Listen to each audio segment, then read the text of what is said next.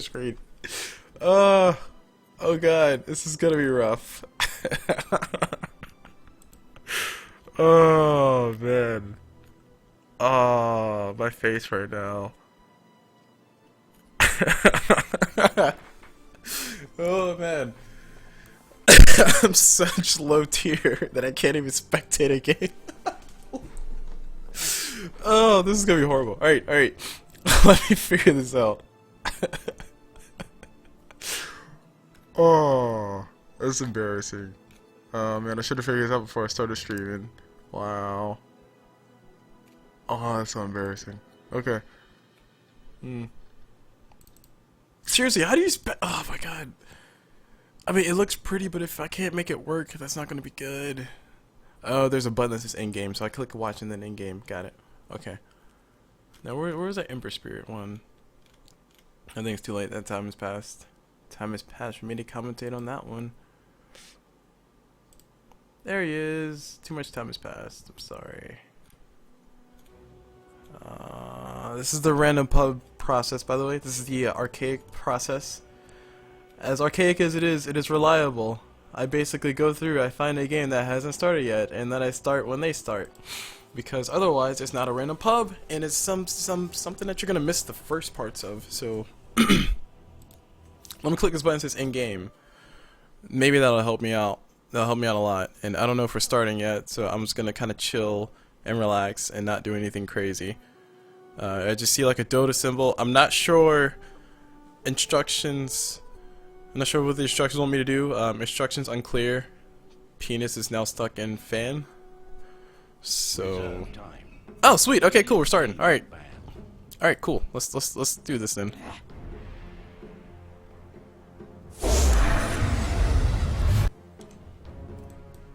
My bad.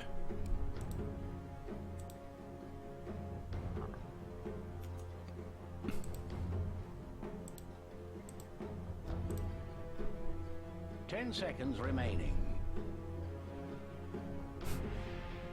5 seconds remaining.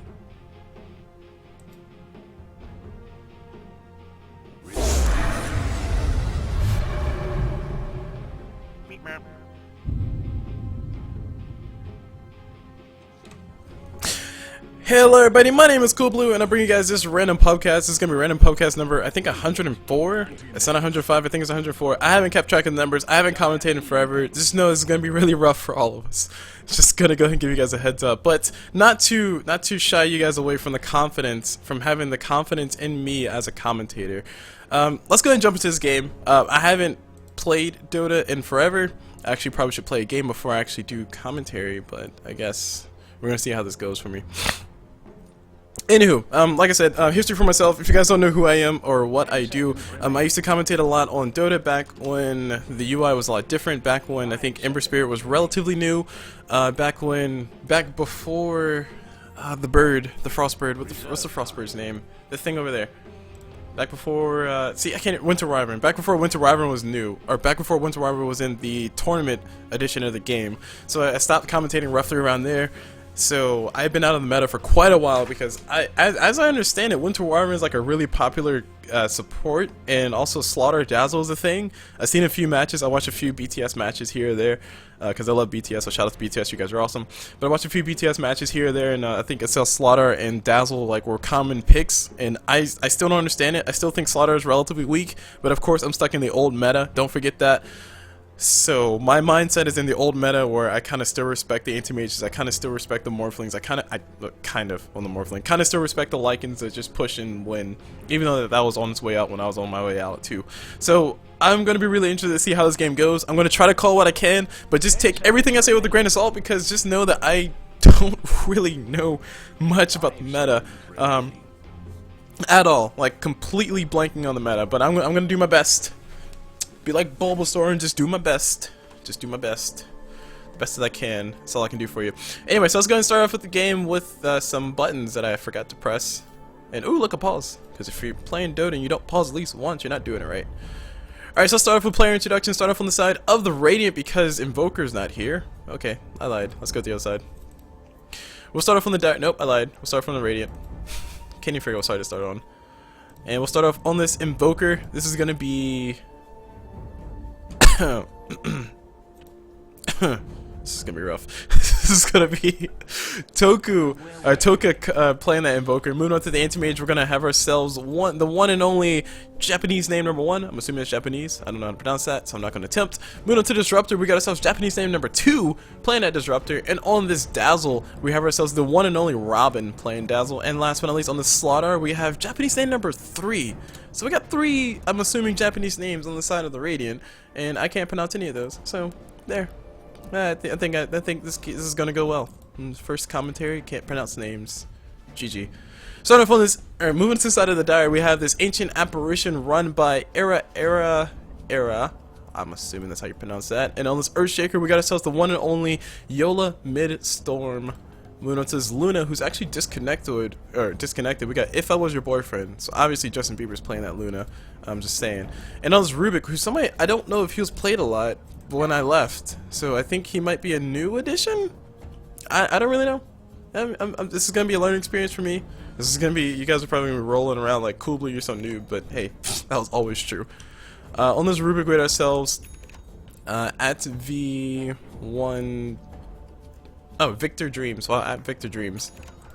I'm assuming that's what it says. And on this Shadow Fiend or Shadow Fiend, we got ourselves Don Amari 1. And that's going to be it for the callouts on both sides. And we're going to see ourselves some rotations coming through the forest already. Like I said, I don't really know what to expect. I just know that when we see someone like Invoker, I'm already excited. I hope it's a Crosswex Invoker. I don't know what's popular anymore. I don't know. I think he got a few nerfs to his abilities before I left commentating Dota, so I'm expecting to not see a Crosswex Invoker, but then again, I don't know what the current meta is for Invoker. Anti-Mage, I'm assuming he's just going to go farm for like 40 hours and then come back and just win the game. Disruptor, he's always really nice. I don't know if he got too many huge nerfs before I left. Sorry, too many huge nerfs after I left. I'm not sure if he's actually popular as far as the support goes. But he does have that glimpse, which is always useful, and that ult is going to be really useful versus someone like an Earthshaker, and sometimes, to a certain extent, somebody like a Shadow Fiend, who you just kind of want to toss in the middle of everything and just maybe silence and make him shut up. And he'll try to be a man and just like throw snowballs or throw little shadow balls at you, but he can only do that but so much because he just might die. So Shadow Fiend, almost always a glass cannon type player, or glass cannon type character. I'm not sure if we'll see too much success from him. We've got Rubik helping out with the body block, so it's going to have a little bit of fun with that. And over here we got Invoker hanging out. He's going to get a few pop shots on top of Rubik. Rubik's going to force Invoker back a little bit. Invoker might be forced to use one of his tangos. Rubik does have a mango, so to speak, so he does have 1 HP regeneration, so that's going to be nice. But he's actually taking quite a bit of harassment. If Invoker had a Sunstrike, oh my gosh, Rubik would be dead right now. So Rubik needs to go all the way home or go out somewhere because he kind of just not doing much right now. So luckily the mango's gonna give him the HP regen. Moving on down bottom, we got an offensive observer place, or relatively speaking, offensive observer ward. It's gonna be one of the fun things about this whole entire thing. Is one, I can't scribble on the map, so that's gonna suck. 2 is I'm not familiar with all the popular ward spots anymore. I think they rotated. I think I've seen a lot of this when I was watching some BTS matches or BTS commentaries, and that was when they were commentating on the Americas and I think the East region. So apparently that's a popular place. That was a pseudo popular place, but it's usually more preferred to put your wards in other places. Back before I left, of course, keep in mind my tier in Dota was shit tier. So everything I say, just take with a grain of salt. I'm just here to talk while you guys watch me commentate a game for some reason. So apparently people like doing that. Moving on back to mid though, we got Invoker versus Shadow Fiend. I expect Shadow Fiend to have a little bit of fun in this lane. He actually might be able to get a kill if he can get 2 or 3 raises off on top of Invoker's face. Invoker does have the Quas, so he might be going for Quas Wex. It's a little bit hard to tell. So Quas type Invoker, he should be able to have a lot of survivability and a little bit more sustainability than you would normally expect. Not going to be as glass cannon as before, but if he does go Quas Wex, you're going to see his timing window hit roughly about the 30-minute mark or so. Moving on down bottom, we got Anti-Mage having a very peaceful time with Dazzle being the support. I love playing Dazzle. I love watching Dazzles be played. Dazzle has a lot of fun aspects about him. One, he's a support who has a really nice attack animation, in the sense that he kind of just tosses a little ball that hits you for like 70,000 damage and you're sad. Speaking of being sad, up top we got Slaughter in a little bit of trouble. We got Rubik coming out with a nice little lift, and there goes a stun coming up from Slaughter, and the damage will be going to Luna. Luna will be the one picking up that first blood on top of that Slaughter, so she'll be having a little bit of fun with that. Slaughter in the suicide lane, I'm not sure if that's the meta. But Slaughter in Suicide Lane, I wouldn't expect him to do that well either. Moving on mid, we almost had Invoker going down to the Shadow Fiend. Looks like we had a rotation coming in from the Earthshaker with a nice little fissure on the backside. Fissure probably didn't catch him on the right side or something. Not really sure. Moving on down to here, we got Earthshaker waiting around for the rune. We got Dazzle coming out to shoot him away. Dazzle does have 1 point in that Poison Touch, which is really nice. It's basically a free, what's it, 14 times 3? Oh, no, sorry, 14 times 10. So basically a free 140 damage for no apparent reason. Actually, no, hold on. It's a set time in there, isn't it? Or is it doing damage the whole entire time? Yeah, so it's basically a whole 140 damage for free. Well, not for free. It costs him 100 mana, but it's close enough. It's basically the equivalent of 2 Dazzle right clicks. I guess it's kind of worth it if you can just toss it and run away. Moving back on mid, Shadow Fiend versus Invoker. Not too terribly much going on here. We got Shadow Fiend actually taking a little bit of damage, a little bit too much damage from Invoker, and this will be a Cost Flex Invoker, so I am officially happy. I love Cost Flex Invoker because when you see those, you kind of see them do them big plays and do some crazy silly things. So hopefully that pans out well. Moving over to the top, we got Luna hanging out with her crew. This is a tri-lane, so Luna is going to be probably getting as much farm as she possibly can, but it's probably going to be soaked up a little bit by the Ancient Apparition, who probably really wants to get level 6 and just kind of chill out there. Get level 6 and chill. Meanwhile, this Rubik has been very active, moving all around the map. I do like the fact that he has been moving. It's basically keeping Invoker on his toes, is also keeping, to a certain extent, keeping Slaughter very afraid. He doesn't really want to get pulled out too far because he knows Rubik can just kind of cut around in the front here and then kind of go for a smack in the face, kind of like they're doing right now. Luna gonna go ahead and go for a nice little stun. Here comes this telekinesis coming out from Rubik and the zap immediately coming from Rubik, and Shadow Fiend gonna be able to pick up that kill. Some more souls going his way and some more gold going his way as well. The boots going to him. Meanwhile, face boots mid on top of Invoker. Invoker probably needs to get active here very soon because the top lane is losing pretty darn hard. Usually if you're in a suicide lane situation, especially if you're going against a tri-lane, your goal is usually just to not die. If you can get some last hits, that's fantastic, but if you can just not die, that'd be great. It's a lot easier said than done, so I can't really blame too much for whoever's playing the Slaughter. I can't really blame too much for whoever's playing the Slaughter if he does get killed every once in a while. So 2 deaths so far on the Slaughter. Not going to be too terribly bad, but the sad thing is that those 2 deaths are on the core players of the Dire side, which are both the Shadow Fiend and also the Luna. Speaking of Shadow Fiend and Luna, we got Disruptor coming around the corner a little bit too late on that run up. If he would have had the run up a little bit sooner, he might have been able to get the glimpse of type of Shadow Fiend and pull Shadow Fiend back into this general area. And if they were able to get there, they might have been able to pick up that kill because Shadow Fiend does drop pretty fast. Unfortunately, I don't think Invoker had a tornado. He just has EMP and EMP and Cold Snap, which Cold Snap's coming on cooldown here in a second. Shadow Fiend has vision of this Disruptor as soon as he comes around that corner because of that ward placed mid. So that is a relatively safe ward and making sure Shadow Fiend stays alive. And speaking of staying alive, we got Slaughter trying to dash into the middle, but Shadow Fiend unfortunately is able to see him. But Slaughter might be getting cut off here in a second. The rune is going to go for the rune. 15 seconds waiting here, and he'll be able to have that up. Meanwhile, at the bottom, Anti-Mage is going for Battle Fury. I don't know what the standard build is for Anti-Mage anymore. I remember the old one, which is just basically Battle Fury, Power Treads, farm for 40 minutes, and then buy all your big stuff like Mantis Style and stuff. Mantis Style and sometimes Butterfly. Depends on how the game goes. Moving on to Shadow Fiend, we got a rotation coming on bottom. The pings do come through. They do see it because of a nice little ward coming out from the Radiant squad. Shadow Fiend going to still walk around the corner, maybe pick up a soul or two, farm a camp or two. Doesn't really know what he's going to do. The pings are coming through. They see the courier flying into the bottom. So we're about to see the Radiant go into a nice little engagement. I think they should be able to get this kill if they do go for the Dazzle, but Anti-Mage is going to be a little bit too far away. Dazzle going to get... Oh, no. Donamari going to go ahead back away. He had a second guess. Here comes this poison on top of Shadow, or on top of Earthshake, and now we got damage coming through. Dazzle immediately going down. Very nice. Anti-Mage actually might be next. He has enough mana for Blink, so he actually might be able to blink away. Shallow Grave goes on top of Dazzle. Dazzle trying to stay alive. Shadow Fiend going to go ahead and stalk him to his death, and here comes the damage. Oh, not enough damage. Looks like Dazzle almost able to get out of there, but unfortunately Shadow Fiend was following right behind, and he had a double damage rune to boot, so he was able to get that kill. Shadow Fiend still hunting for the Anti-Mage. He might be able to find him here in a second. Anti-Mage just cut a few trees, just trying to block some walk around. Donamari just assuming, I guess, Anti-Mage blunk out, which he now does, reveals himself, and Shadow Fiend going to go ahead and just bully Anti-Mage a little bit. That double damage rune does have a little bit of duration on top of it, but we got a TP coming down from Dazzle, who actually might be able to help them get a kill on top of Shadow Fiend if they want to go for it.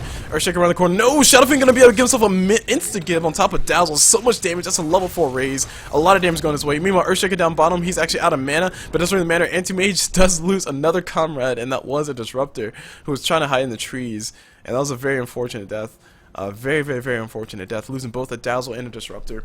Two people who kind of, I don't know if Dazzle is more so snowbally, but I do know Disruptor. If you can get Ag Zone, you just pretty much have an easy game. Speaking of an easy game, we got Luna running forward, trying to go for herself some more damage to top of Slaughter, and meanwhile, Rubik dies.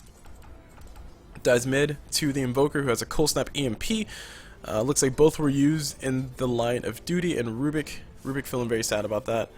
Yeah, just, oh wow, so many spells. He actually used, nope, just Cold Snap EMP, got the kill. Meanwhile, Slaughter, I see Slaughter taking damage, I don't really know what's going on. Earthshaker just going for a nice little straight up, let me get some let me get some arcane boots and call it a day. I think he might be trying to build into the thing that you can build with them, was it the mech? And, no, it's Tranquil Boots and the Arcane Boots. I think it's called the Guardian Greaves. That's a relatively new item for me, guys. So sorry about that. If anybody's like, Culblu, why you know no item names? Because those were new items when I left. It's my excuse. Speaking of new items, let's go ahead and check and see what the items are. See what everybody's doing. Forgot what the hotkey was. I think it's like F4. No. Nope. Nope. There it is. F5. Anybody wants to know? F5. So the items coming up on the map. We got Anti-Mage still working on the battlefield. Oh my god, Luna gonna get so much damage off of Dazzle. Dazzle just immediately dying. That was so bad. I'd be so bad if I was Dazzle right now. That was just so bad that Luna just dropped the whole entire ult on top of Dazzle. I think her ult only gets 5 beams anyway. She needed 2. Actually, she needed 3. 2 beams hit on top of Dazzle from the ult, and 1 beam hit from Luna's little immediate insta-give drop. And Dazzle sadly dies. He dazzles no more. Anyway, moving on. Invoker has phase boots. I don't know what he's building for. We got something coming in the curry, and it looks like it's going to be Oblivion Staff. So I'm assuming he's going to be going for Orchid build, which is really nice. That means he's going to be trying to go for more right click steady, but he's going to be really reliant on his abilities for the first part of it. I say right click steady because Orchid does give you some more attack speed, which Invoker he can transition into a right click carry at a certain stage in the game, but that usually does take a while, and you usually do need to be very careful about that. Very careful. We got Tornado coming through from Invoker. I'm just barely missing. If that Tornado would have hit, Luna would have more than likely died. So the Tornado just a little bit off from the Invoker, but still. So Invoker and crew do still go for the try. I think it was scouted out by the Observer Ward. They did see the Dazzle walk up. They probably saw the Slaughter was missing. And they just went for something. Speaking of going for something, we got Shadow Fiend in a lot of trouble. He's actually going to be going down, losing all of his mana. He will be dying here in a second. Looks like, yes, no, he will not die. Oh my gosh. He stays alive. Invoker is going to get right-clicked right here. Shadow Fiend trying to drop the ulti. Sadly, he hits the wrong button, and he's going to be going down. Meanwhile, Rubik just rushing in, trying to keep his ally alive, and now he immediately regrets his decision, going to drop a telekinesis. The stun will be hitting on top of Invoker. The glimpse coming back through, so Rubik will be the one to go down, and Rubik trying to steal the hill. Not going to be enough. Not Dazzle. Slaughter going to pick himself up a very, very, very much needed kill. Just to help him catch up a little bit. And Slaughter, speaking of which, he's going to be building himself what looks to be some Tranquil Boots. Yep, those are Tranquil Boots. Tranquil Boots and probably a Bracer, just to make sure he can actually do some things. Speaking of doing some things, we got Earthshaker getting chased by Anti-Mage. The stun might be enough to get him away. Yes, he will be able to get out of here. Unfortunately, Anti-Mage's blades are not a Radiant. They look like one. That is very unfortunate. If it was a Radiant, though, I think Earthshaker might have died. Just saying, I'm kind of sure he might have probably could have died. Possibly. Maybe. Moving on to the jungle, we got Luna hanging out with a nice little Helmet of Dominator, trying to give us some farm. I don't really know what the farming paths are anymore for some of the heroes in the game, but we got a Shadow Blade up on Shadow Fiend, so he's going to be doing some shadowish things while he shadow runs away. I'm trying to say shadow as many times as I can. Shadow. Still got the Mango on top of Rubik, so Rubik's still trying to hold on to some cheap regen. I think he's playing the 5 position, so he really doesn't have enough money for items. The Arcane Boots are up on top of the Earthshaker, so he's gonna be very happy about that. And I should probably check to see what in the world you need to build Guardian Greaves. I think you need a mech. Yeah. Okay, that makes sense. Mechanism plus Arcane Boost gives you Guardian Greaves. All right, that makes sense. Anyway, speaking of things that make sense, we got Luna up top. She's actually going to get jumped here by Slaughter and crew. The ulti's coming out for Luna. The damage is going to go through. Slaughter does immediately die, and Dazzle dies as well. Not able to throw out the shallow grave. And here comes the ult coming for Ancient Apparition. Going to be able to hit on top of Disruptor. The death does go through. Good game, well played. Coming up for Luna. Just throwing out all kinds of BM right now. But it doesn't really matter. Anti-Mage's down bottom. I don't think he's going to be able to do much to keep his team in this game. I don't know if Anti-Mage is going to be able to get the farm or the room that he needs to farm to get his team back in this game. But it is looking like a very, very, very, very, very heavy game for Anti-Mage to carry. Moving on to the gold graph, if I can figure out which button it was. Nope, nope, there it is. The gore graph showing us that more people are dying. Sorry, Invoker got a kill. Not bad. He actually might get another kill. Luna trying to run away. Luna trying to run away. The Tornado not available. Tornado might be available. Nope, Invoker just decides not to go for it. Okay, just gonna go back away. I do think they should have went for that kill. Luna was all by herself. They probably didn't know she was out of mana though. Her ulti was used recently, so maybe they're just trying to play a little bit safer than they should. But yeah, Invoker does get himself a kill, which is going to be nice for his team. Like I said, Invoker does need to get active when he is at the Quas Wex, and he just might be the key carry in the game. I don't think Slaughter is ever going to hit that level where he needs to be carry, and I don't think they were ever intending that, but Slaughter as a carry, he does do some nice work. Anti-Mage as a carry, of course, we all know the legendary work that he can do.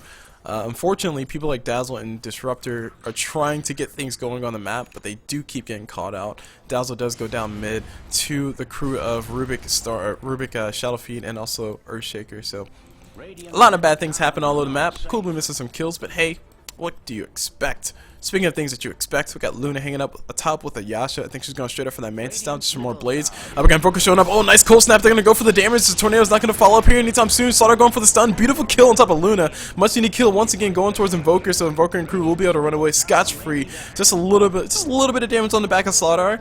So that's going to be a very, very, very nice pickup for them. Luna getting a little bit too big for britches. Rubik, they still Tornado. Oh, that's really nice. Just getting some free damage on top of these guys. They were not expecting that. I think Rubik should probably hold on to that for a little bit. He might be able to initiate a fight or two. Speaking of initiating a fight or two, we got Dazzle coming forward, throwing out the Poison Touch on top of Earthshaker. It's only level 1 though, so it's not going to be able to do too terribly much. And now we got Ancient Pressure ulti coming through. He's going to be able to catch on top of Dazzle. Dazzle will be going down here in a second. Drops a Shallow Grave, but I think the Shatter still kills. I'm not really sure. Now we got Invoker going to be forced to go invisible, but he does go down. Looks like Shadowfiend is going to be able to give himself technically 2 kills. Invoker does give himself a kill on top. Oh, sorry. Shadowfiend got himself a kill on top of Dazzle, I think. No, Ancient Pressure. That was Ancient Pressure. I was lagging. My bad, I was lagging. But yeah, Invoker going to be able to get out of there scotch-free, so that's going to be really cool. And I'm not sure what big changes happen with Invoker. I do remember some talk about them adjusting some of his abilities, trying to make him more useful with the Quas Wex, but I don't remember any details. And that might have happened before I left. I don't remember. All I know is Invoker survives. That's all I got to know. That's all you guys to know. Moving on to the Slaughter, he does have himself a Tranquil Boots. He's trying to build himself. It looks to be I hope it's not a Vanguard.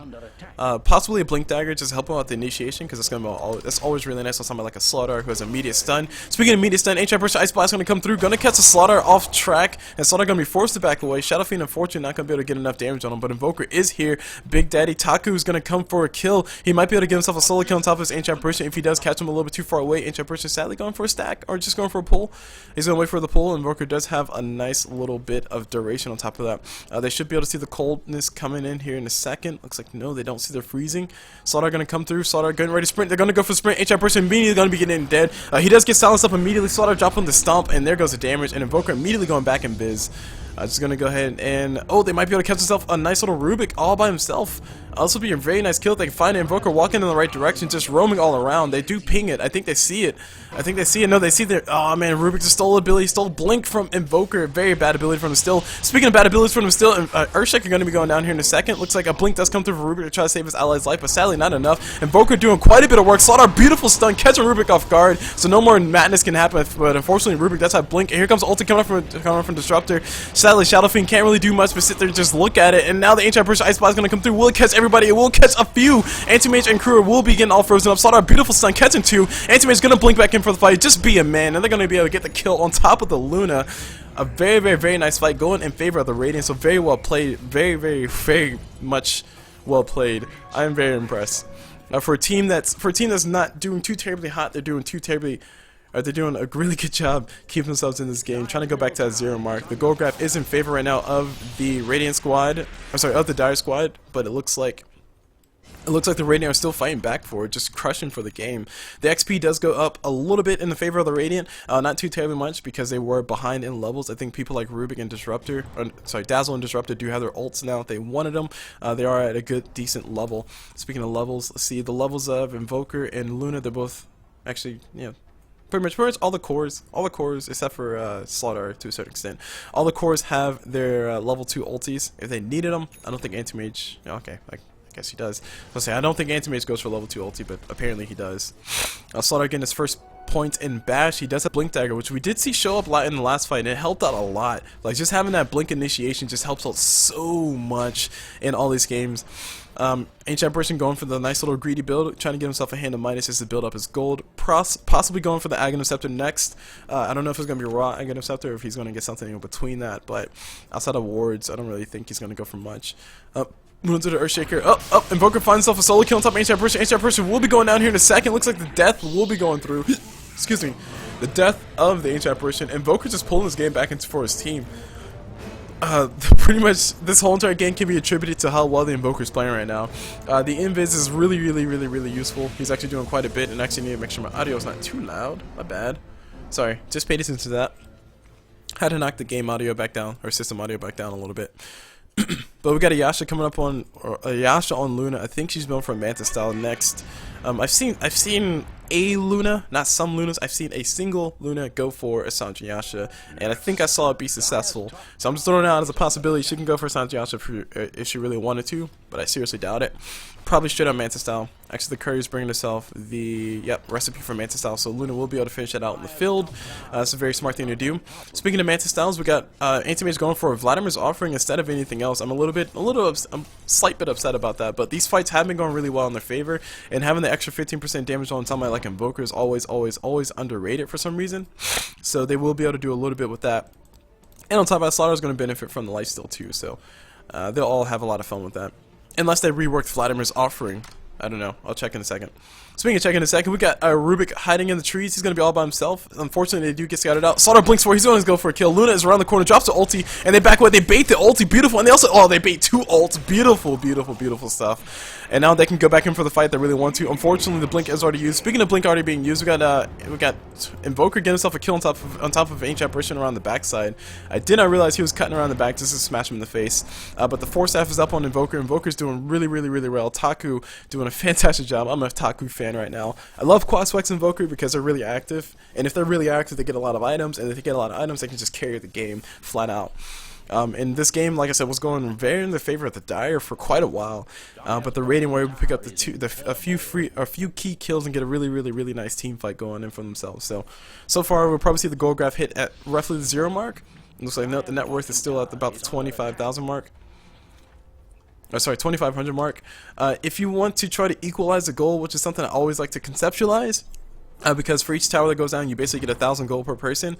Pretty much all the outer towers are gone for the Radiant, plus 1 extra tier 2 tower, so that's 4,000 gold going the way of... Sorry, that's 4,000 gold advantage going the way of the Dire. I think it's 4,000? I think it's 4,000. Because everybody gets... I think everybody gets 200 for the tower going down? Anyway.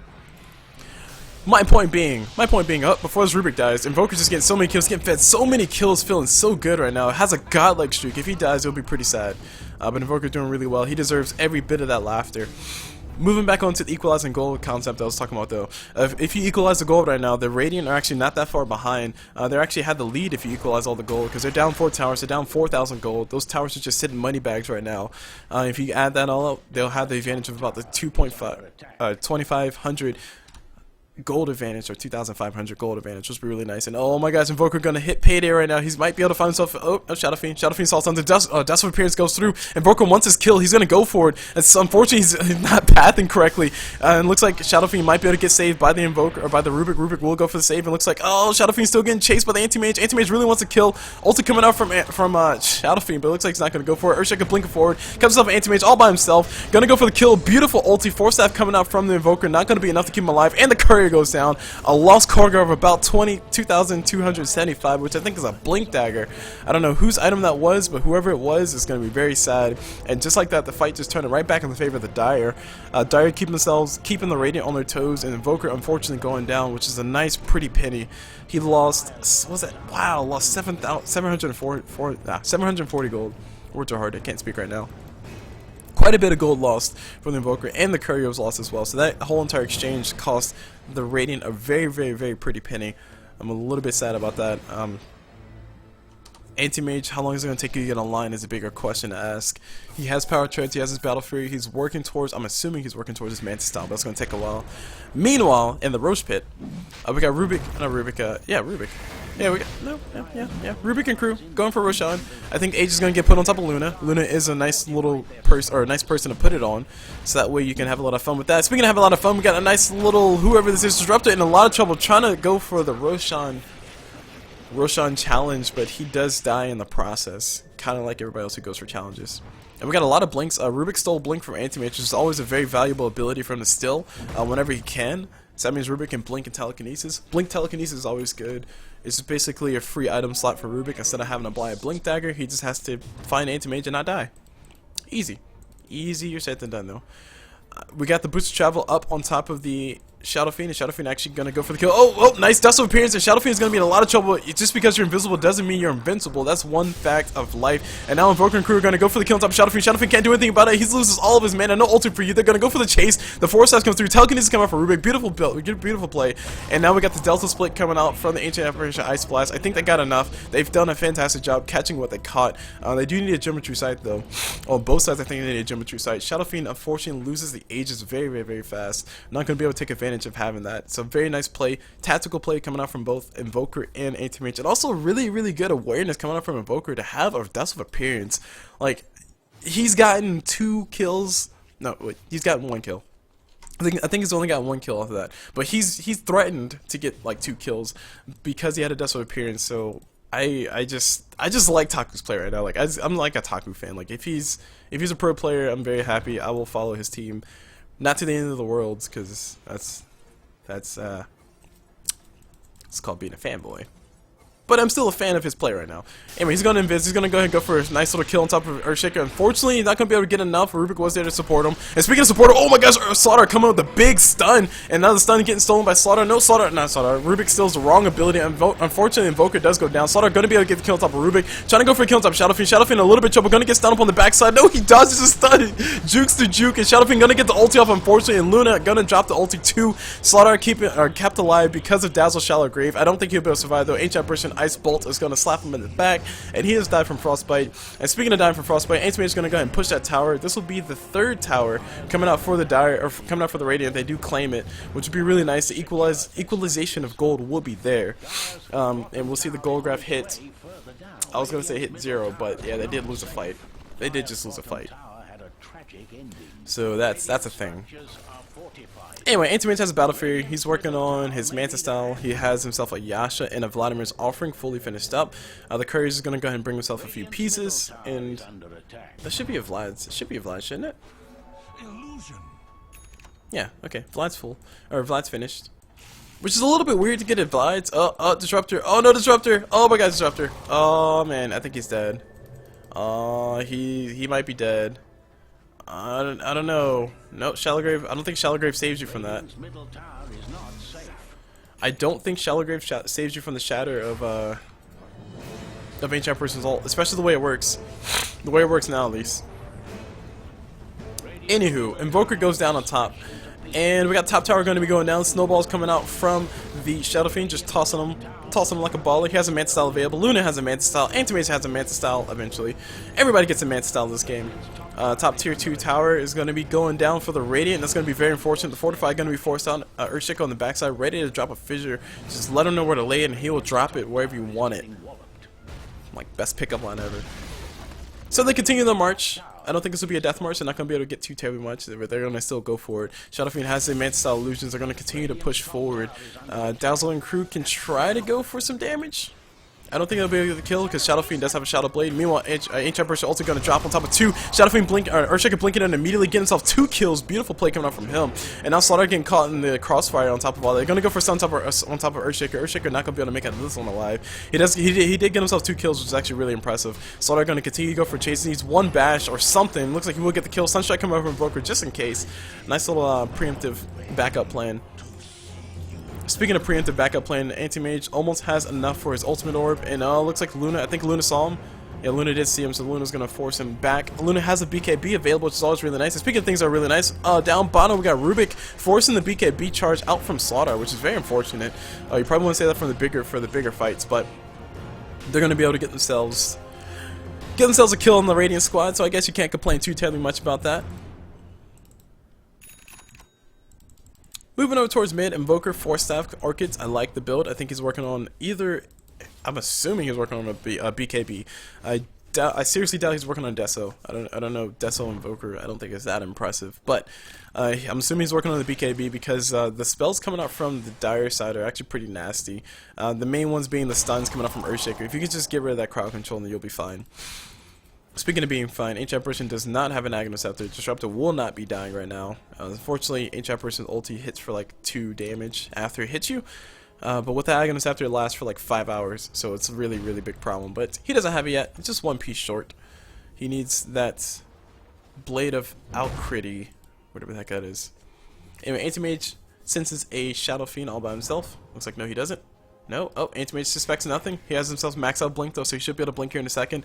Anti-Mage and crew, I don't know if they're going to try to bait a fight up top or not. Invoker has been on point with the Dustwood appearances. He actually has one in his inventory right now, but he is nowhere near to help him out with this. And also, oh, I just realized Slaughter's Cloud. Yeah, Slaughter's Cloud reveals. So theoretically, Slaughter's amplified damage will be really good versus Shadow Fiend. Unfortunately, Shadow Fiend has usually used his Shadow Blade before he's actually shown up. So it's always a thing to consider. Also, moving on to, speaking of things that make you invisible, is there like 2 other items that make you invisible? Because those were new things, and I thought they were really cool, but then I stopped playing Dota, so I stopped caring. Yeah, you got the Glimmer Cape. Glimmer Cape's really nice. So it's a Shadow Amulet plus a Cloak, and it gives you... You can use it on somebody else, can cast while channeling, which is cool, and it turns you invisible for 5 seconds. It gives you 45. Oh, that's really cool. I thought there was another one though. I thought there was like a blade that you could like turns you invisible and then you right click and then you become non-invisible. Yeah, Silver Edge. There it is. Wow, that's expensive. Holy crap. Holy dear God. You need a Shadow Blade and a Sange? Jeez. And a recipe? Good lord, Valve. Goodness. No wonder why Shadow Fiend's still farming. I'm assuming that's what Shadow Fiend's going to be building up to, but that thing is really nice from what I've heard. I don't know if it's really useful, but I just know it's really nice in the sense that you can just do some really crazy crap tons of damage. Was it 225 damage? You also get yourself a nice little 40% damage reduction. Wow, that's nice. Movement slow. And that's a guaranteed movement slow, I think, because it's a Sange, because it's the active. 14-second Shadow Walk.